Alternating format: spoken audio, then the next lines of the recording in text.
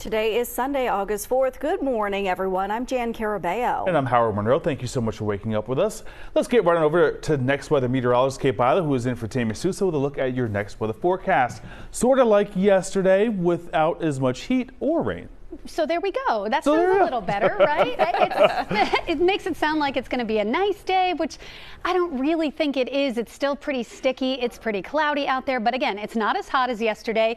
And while we do have scattered shower and storm chances most of the day, especially in the afternoon, it doesn't look like they'll be as strong. So slightly better, slight improvement for today. But let's take a look at our weather headlines to start you off here. What to expect around the region. Here's what we'll be talking about in your full forecast. Clouds and scattered shower chances today. A few breaks of sun. Best chance to see any sun is early, but of course any sun will just increase the instability and could lead to more pop-up shower and storm chances. Tomorrow is your best day to get outside. It's a hot one. We're back up to the 90s, but at least the humidity will be slightly lower, and it's better than the rest of the week when we have a cold front, then the moisture from what is now Tropical Storm Debbie moving up the eastern seaboard, and we're going to be watching that moisture quite closely, because even if we don't get direct impacts from the remnant circulation of Debbie, what we will likely see at least an enhancement of shower and storm chances plus heavy rain thanks to all that tropical moisture in place. As far as this morning, speaking of moisture, we're feeling it. It is kind of cloudy out there. There are already a few sprinkles trying to fire up here over our most far western zones, Lancaster County and parts of Chester County, seeing a few sprinkles this morning as you head out toward Coatesville and right along the turnpike. Also a few sprinkles there in Delaware County. Nothing much. This is actually a good thing, because what that will do is stabilize the atmosphere a bit. The clouds will keep it a bit cooler today, and that means even as showers and storms fire up this afternoon and this evening, they are not likely to be severe. More of your garden variety summer thunderstorms. However, heavy rain is still a possibility, as well as gusty winds and the threat for some dangerous lightning. So you will need a place to move inside if you plan to be outdoors today, when showers and storms start to become more widespread after about 1 or 2 o'clock. Coming up, we'll talk about the potential impacts that Debbie will have from the southeast all the way into our region later this week. Jan and Howard, back over to you. All right, Kate, thank you.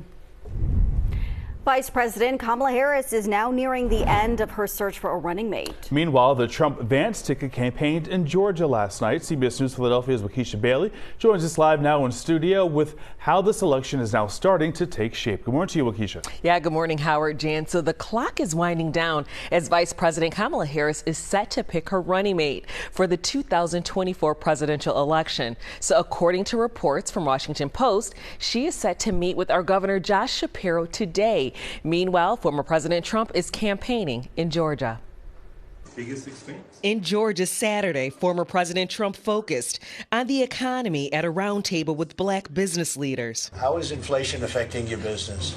And in an arena against his opponent, Vice President Kamala Harris. Together we will stop Kamala Harris's nation-wrecking. I'll tell you what, when you see what she's done to our nation, she's wrecking our nation. The radicalism will. Trump campaigned in Georgia with his running mate, J.D. Vance, while in Washington, Harris is finalizing the choice for her potential VP.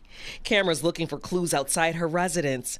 The list includes Arizona Senator Mark Kelly and Pennsylvania Governor Josh Shapiro. Whoever Harris picks, the newly formed Democratic ticket is expected to blitz battleground states together starting Tuesday here in Philadelphia. On Saturday, Harris's husband, second gentleman Doug Emhoff, responded to a report in a British tabloid that he had an affair during his first marriage. In a statement, he said he and his then spouse went through some tough times on account of my actions. I took responsibility, and in the years since, we worked through things as a family. And there's a new debate over whether Trump and Harris will debate. Trump said Friday he's agreed to an offer from Fox News, while the Harris campaign says she's sticking to a planned debate on ABC September 10th. Trump had committed to debating President Biden on ABC, but pulled out after Biden withdrew from the race. So up next, Vice President Kamala Harris is expected to appear at a campaign event Tuesday evening here at the Licora Center at Temple University. Now, this will be the first formal event with her running mate. Howard? All right, Waukesha, thank you very much.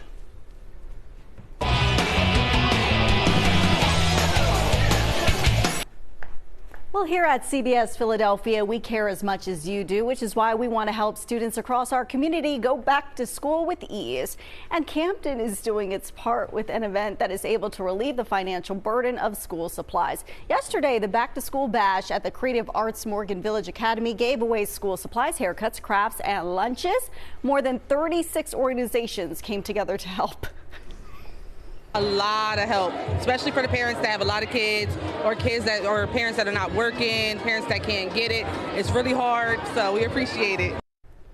This was part of a big community resource event hosted by the nonprofit Parents Invincible and the city of Camden. And one reason events like that are so important, especially in South Jersey, is that there is no longer a sales tax holiday in the state this year. It was signed into law back in 2022, but was repealed in this year's state budget. The 10-day tax-free period was meant to ease the financial burden when back to school shopping, but now lawmakers say it simply costs too much. Every penny counts, that's for sure. We were able to purchase her Mac, her headphones, and her iPad with the tax break. Big savings. Officials say the state will now save about $35 million per year by ending the tax holiday. Now, if you missed the event in Camden, there's another opportunity to get help this morning. CHOP Center for Health Equity and Compassion and Community of Compassion, CDC, are giving away supplies, haircuts, physicals, and dental screenings. The event starts at 11 o'clock at Community of Compassion, CDC. That's located at 62nd and Cedar in Cobbs Creek. And we're also in your corner as the School District of Philadelphia's Ring the Bell bus tour continues this week. Families can get free backpacks and supplies for students ahead of the new school year.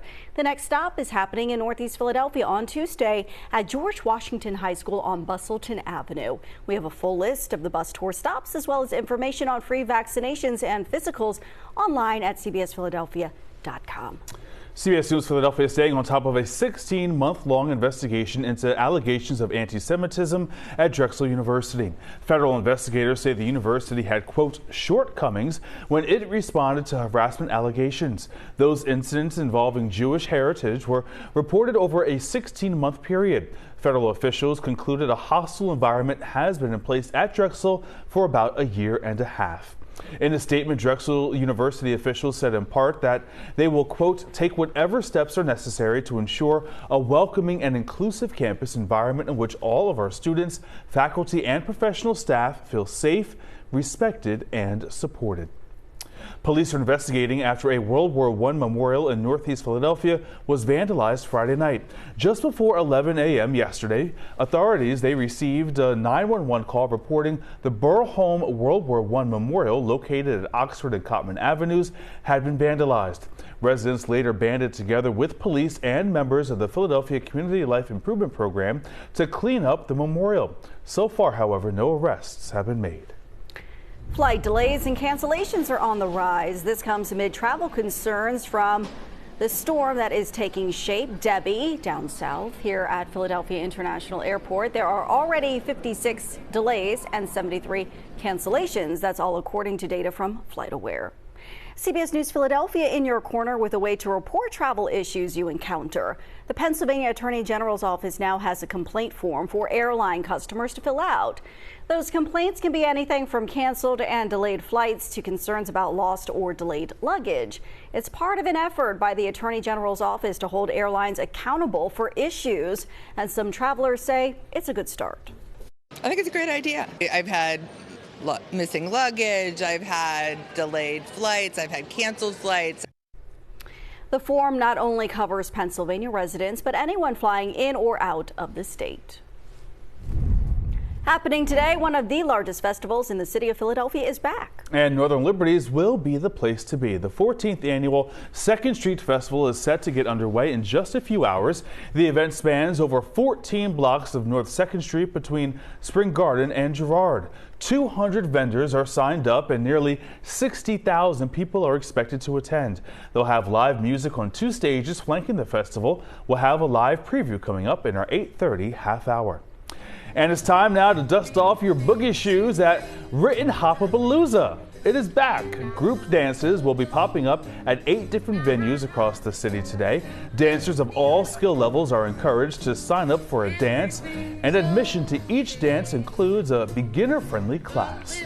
And this is the final day of the 7th annual Philadelphia Taco Festival at Xfinity Live. You'll find selections from 30 different restaurants offering over 85 styles of tacos, as well as other Tex-Mex food. There's even axe throwing, mechanical bull riding, and a hot chili pepper eating contest.